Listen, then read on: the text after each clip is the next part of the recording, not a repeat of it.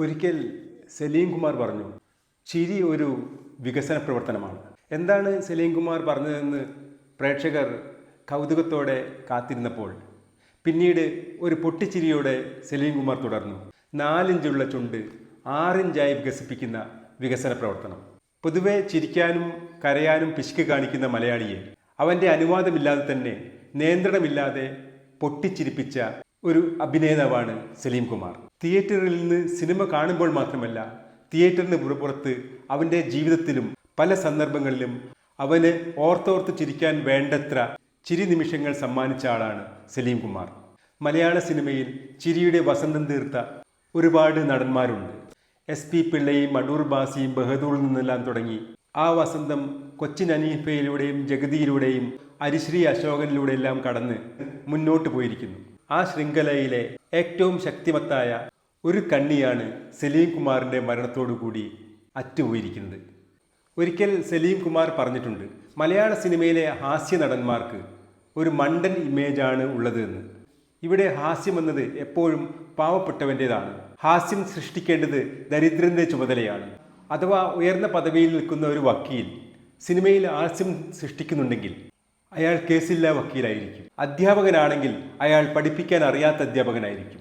ഇങ്ങനെയൊക്കെ ഇവരിലൂടെയൊക്കെയാണ് ഹാസ്യം ഉണ്ടാക്കേണ്ടത് എന്ന ഒരു ധാരണ സിനിമ പരത്തുന്നുണ്ട് എന്നാണ് സലീം കുമാർ പറഞ്ഞത്.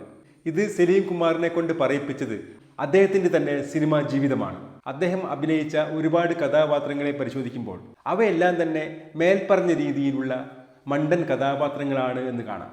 മായാവിയിലെ ആശാനും, പുലിവാൽ കല്യാണത്തിലെ മണവാളനും, കല്യാണരാമനിലെ പ്യാരി, തെങ്കാശിപ്പട്ടണത്തിലെ കുതിരവണ്ടിക്കാരൻ മുത്തുരാമൻ, പാണ്ടിപ്പടയിലെ ഉമാകാന്തൻ, അണ്ണൻ തമ്പിയിലെ ഇൻസ്പെക്ടർ ശ്യാമളൻ, ചട്ടമ്പിനാടിലെ മാക്രി ഗോപാലൻ, ഇങ്ങനെ അദ്ദേഹം അഭിനയിച്ച് അനശ്വരമാക്കിയ ഒരുപാട് കഥാപാത്രങ്ങളെല്ലാം തന്നെ ഈ ഒരു ജനസിൽപ്പെട്ടതായിരുന്നു. എന്നാൽ ഈ കഥാപാത്രങ്ങളിലേക്ക് സലീം കുമാർ അടിമുടി നിറഞ്ഞപ്പോൾ അത് മലയാളിക്ക് ചിരിക്കാൻ മാത്രമല്ല, ചിന്തിക്കാനും പരിഹസിക്കാനും വിമർശിക്കാനും ട്രോളാനും സ്വയം ട്രോളാനും ഒക്കെയുള്ള ഒരുപാട് അവസരങ്ങളാണ് ഈ കഥാപാത്രങ്ങൾ കൊടുത്തത്. സലീം കുമാറിൻ്റെ ഈ കഥാപാത്രങ്ങളെല്ലാം തന്നെ തിയേറ്ററിനുള്ളിലെ ചിരിയിൽ അവിടെ അവസാനിച്ചില്ല എന്നുള്ളതാണ് വാസ്തവം. തിയേറ്ററിന് പുറത്തേക്ക് പ്രേക്ഷകർ ഹൃദയത്തിലേന്തിയ കഥാപാത്രങ്ങളായിരുന്നു ഇവയെല്ലാം തന്നെ. ഇത് പിന്നീട് സോഷ്യൽ മീഡിയ കാലഘട്ടത്തിൽ മലയാളി സമൂഹത്തിൽ ഒരു ട്രോൾ വസന്തം തന്നെ തീർത്തു.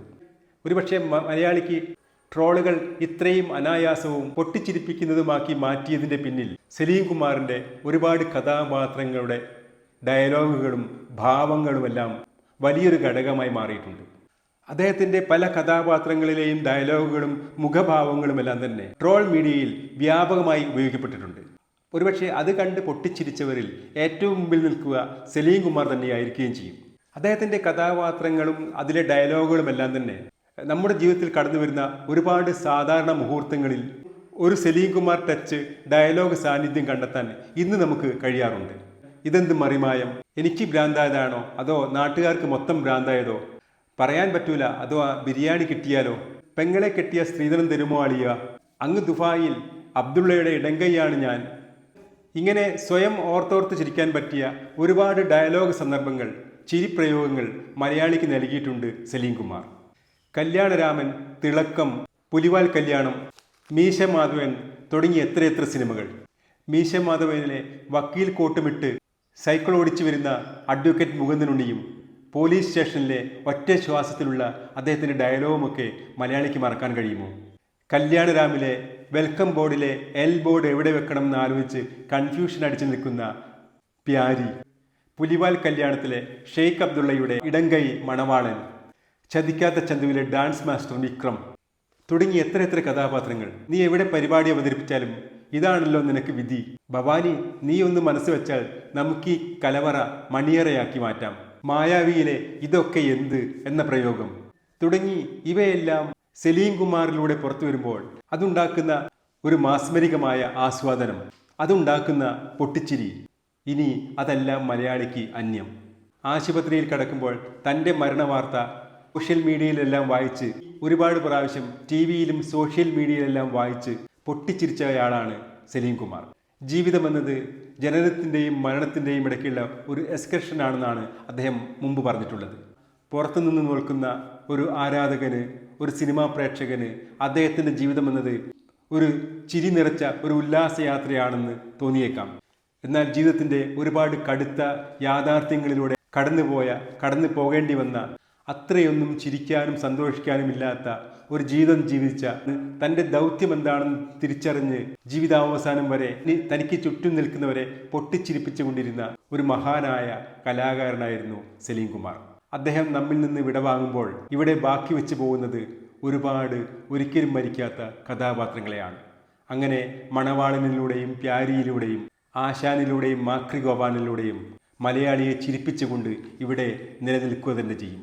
അതോടൊപ്പം തന്നെ അഭിനയത്തിൻ്റെ മതിലുകൾ തകർത്തെറിഞ്ഞ, ഹാസ്യ നടൻ്റെ മണ്ടൻ ഇമേജുകൾ തകർത്തെറിഞ്ഞ, നടന വൈഭവത്തിൻ്റെ കൊടുമുടികൾ താണ്ടിയ ആദാമിൻ്റെ മകൻ അബുവിനെ പോലെയുള്ള പുരസ്കാരങ്ങൾ നേടിയ മികച്ച കഥാപാത്രങ്ങൾ നമുക്ക് സമ്മാനിച്ച സലീം കുമാർ ചിരി മാത്രമല്ല, ചിരിയിലൂടെ അതിനുമപ്പുറമുള്ള ചിന്തയിലേക്കും മലയാളിയെ നയിച്ചുകൊണ്ടാണ് ഇവിടെ നിന്നും വിടവാങ്ങുന്നത്. സലീം കുമാറിൻ്റെ ദീപ്തമായ ഓർമ്മകൾക്ക് മുമ്പിൽ സിനിമാ കമ്പം ആദരവുകൾ അർപ്പിക്കുന്നു.